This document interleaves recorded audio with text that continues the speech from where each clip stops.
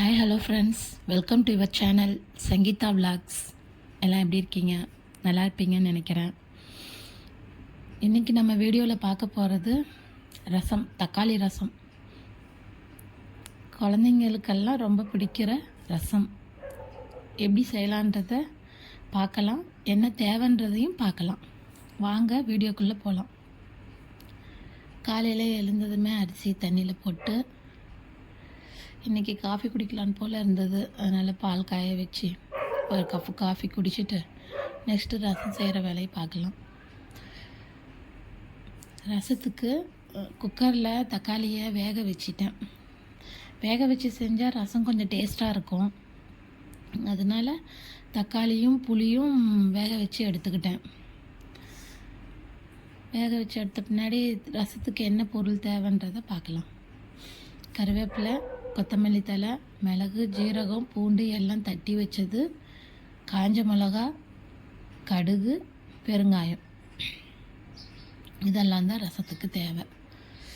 வேக வச்ச புளியும் தக்காளியும் வெந்துருச்சு. அந்த புளியை மட்டும் எடுத்து தனியாக கரைச்சி வச்சுக்கணும்.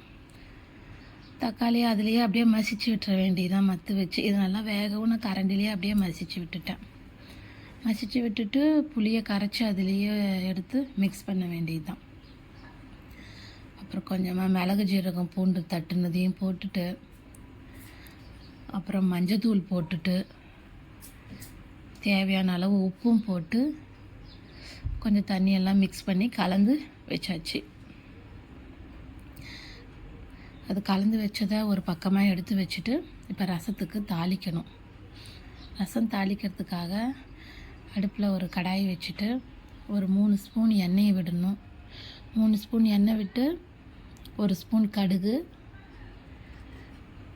நல்லா பொரிஞ்சதுக்கப்புறமா காஞ்ச மிளகா, கருவேப்பிலை,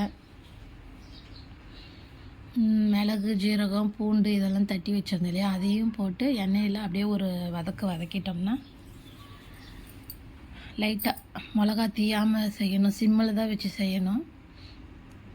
அது லைட்டாக வதக்குனதுக்கப்புறம் நம்ம கரைச்சி வச்சுருந்தோம் இல்லையா தக்காளி புளி எல்லாம், அதை எடுத்து மிக்ஸ் பண்ண வேண்டியது தான்.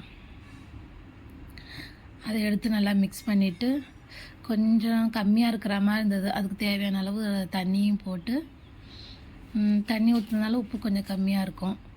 பெருங்காயம், உப்பு, அப்புறம் கொத்தமல்லி தழை எல்லாமே எடுத்து போட்டு நல்லா கலந்து விட்டுட்டு, நல்லா ரசம் கொதி வர டைமில் ஆஃப் பண்ணிட வேண்டியது தான். ரசம் ரெடி. பக்கத்துலேயே சாதமும் வச்சுட்டேன். ஊறிடுச்சு, இவ்வளோ நேரம் ஊறினது. அப்புறம் அதுவும் 3 விசில் விட்டு எடுத்துட்டு, நேற்று சிக்கன் 65க்கு பரட்டி வச்சுருந்தது கொஞ்சமாக இருந்தது. சரி, ரசத்துக்கு அதையே பொரிச்சிடலாம் அப்படின்ட்டு அதுக்குமே கடாயை வச்சு எண்ணெய் ஊற்றி இருந்த சிக்கன் மட்டும் போட்டு சிக்கன் 65 போட்டேன். அவனுக்கு லஞ்ச் பாக்ஸுக்கும் ரசம் சிக்கன் 65யும் பேக் பண்ணி கொடுத்துட்டேன். அவ்வளோதான். இன்றைக்கி நம்ம வீட்டில் ரெடியானது சாதம், ரசம், தக்காளி ரசம், சிக்கன் 65, அப்புறம் தயிர். அவ்வளோதாங்க. இதோட இந்த வீடியோ முடியுது. இந்த வீடியோவில் ஏதாவது மிஸ்டேக் இருந்தால் கமெண்ட் பண்ணுங்கள். பிடிச்சிருந்தால் லைக் பண்ணுங்கள். 4 பேருக்கு ஷேர் பண்ணுங்கள்.